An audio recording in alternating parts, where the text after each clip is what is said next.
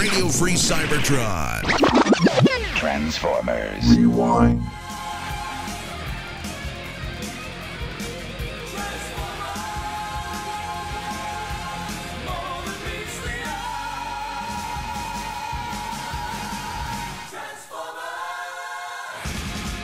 This week on Transformers Rewind is Attack from Outer Space. Now this is the life. It's like a zero-gravity tanning salon up here. No more final countdowns or booster tanks. That thing almost gave me a hernia. That's one big cloud. NASA launches a space shuttle, but unknown to them, Movor has replaced the normal space shuttle, which you'd think someone would notice given Movor is only about the size of a large car. Movor's mission is to track Autobot movements to find the location of their base, but the normal activities of the Autobots prove utterly ridiculous, and Movor can determine no sane patterns from them. 2, 1, liftoff. We have liftoff. Houston, you're in control. Roger, Kennedy, thank you. Headwind's nominal, low window booster separation at 236. That is sweet! What am I gonna have to do before they let me become an astronaut? You'll have to work really hard, Koji. Work? Oh man, like starting today? Starting whenever you want to be an astronaut. All clear for rocket booster separation. And 45 till open. Movor eventually decides Sideburn is the best bet for finding the Autobot base, and sends the other Decepticons on a wild goose chase through places Sideburn has visited. The Autobots, somehow, catch on to what's happening, and use an unknowing Sideburn as bait for the Decepticons. Speaking of slackers, where could Sideburn be? Hold on, Ty. But Optimus, what about Movor? I don't think Movor is going to attack. You're right. They seem to be using the shuttle to track all of the Autobots' paths. True, but they haven't meant to ambush any of us yet. The Decepticons just might be after something greater. They may be using Movor's ability to trace one of our paths back to here. In that case... Of course. They know where our base was. What? Is that flying piece of tin still daydreaming? I hear you loud and clear, Mega Octane. I may be in orbit, but I'm not deaf. Wonderful.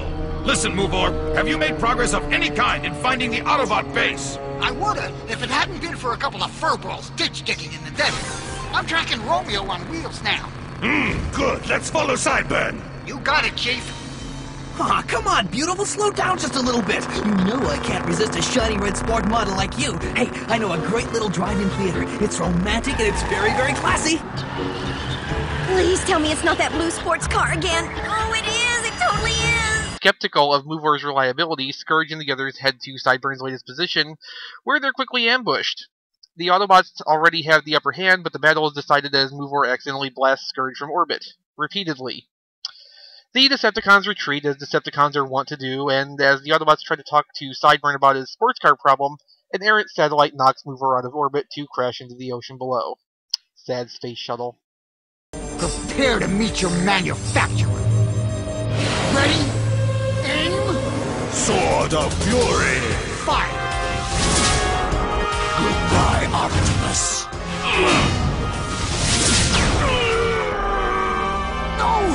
No, that didn't happen. It wasn't me, I swear.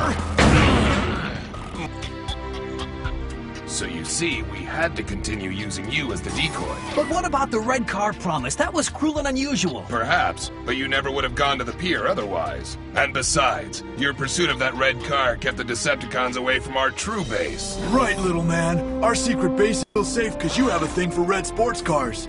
Before, I've told you away for this sort of thing, but today, you got the thumbs up. So I'm going to go ahead and throw this to Mickey, because I have this odd feeling he has some thoughts on this episode he'd like to share with us. If Mickey? the whole episode had been that brief, I would have been much more okay with having to watch it. As I was talking to XV the other day about I was trying to sit through the episode, Robots in Disguise is like watching Digimon, only starring Big Lots G1 knockoffs. That's a apt description. I like that. It is. I don't think it would be so Digimon if it wasn't Bang Zoom dubbing it, but... The voice acting is terrible. The jokes are lame. The animation is awkward at best. No, it's not animation. I just love how many characters have got faceplates they don't have to even move to animate. Why do you think I have this pop filter over my mouth? I mean, I remember hearing a story once, I think it was about Beast Wars Neo, where in the Beast modes, a lot of them would walk on 2 legs because the animators felt it was too difficult to animate them walking 4-legged. Oh, God. Wow. Yeah. Well, welcome to the world of, end of last decade, last century, G1 Japanese Transformers cartoon. Yeah, I just remember at the time I tried to watch Robots in Disguise that was airing, and I could never make it through a full episode because I hated it. I enjoyed it when it was on. And as time has gone by, I've listened to people talk about how great Robots in Disguise was, and Skybite's a great character, and Scourge is awesome, and so okay, I'll give it another shot. And no, you people are retarded. This show's awful. I do like Skybite, and that's about the extent of it. Skybite's the only one who really had staying power. Everybody else is kind of all over the place, much like Rob Cameron right now. Rob, why don't you tell us what you thought about this episode? Well, I thought that everybody in it was a complete and total idiot. I don't know what else to say. That was my thought watching this afternoon. I mean, the same thought of this is terminally anime that I had watching the first episode. Plus, wow, everyone here is really stupid. I mean, there are episodes of G1 where everyone involved is really stupid, but there's still something to pull you through it. Hopefully, this not so much. I was hoping that Movor would actually do something, but he did. Besides go to space. He did. He fell down. Yeah. And he shot Scourge in the back. Repeatedly. Yeah. he was just floating in space like this. Yes. That's basically all he did for the most part throughout the whole episode. That's the thing you have to expect. They're going to be stupid. Every character on this show is stupid. That's just basically one of the basic tenets of this show. If you get past that, it's kind of watchable. One thing that's always struck me watching Robots in Disguise episodes, I watched about half of Car Robots Raw when it was airing, and of course the video encoding back then was, total shit. 320 by 240 I think was best that we got. Generally, yeah.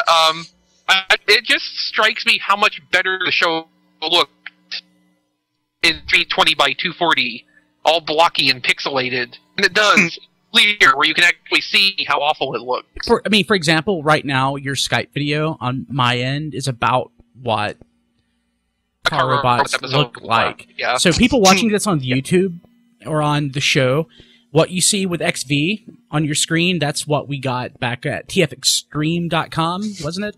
And you see, I do this as a courtesy for the viewers so they don't have to see what I actually look like. You're not that ugly. I was surprised. You just use your imagination to fill in the details of the episode. Basically. Yeah, I mean, Mickey and Kilby have had special opportunities to actually see me in, 3 dimensions in full It's like you were actually there. It was weird. I know. It's amazing. So, XV, why did you pick this episode specifically? What was it? Seriously, why? Because this is one of a few episodes that have never aired in the United States. Really? Oh. And after September 11th, all the building destruction was considered, unfriendly. So while this did air in Canada, and I guess in the UK, which is where the DVD rips came from, the United States never had it. Yeah, you're right. I don't remember seeing this airing in the US. I didn't realize that. Huh, okay. So, my final question to you before we wrap this segment up is, do you think anything of value was lost by not having this episode in the US rotation? Nope. No, not compared to Skybite Saves the Day. Yeah, that Do was... I even really need to give an answer? It'd be funnier if you did, but that's okay.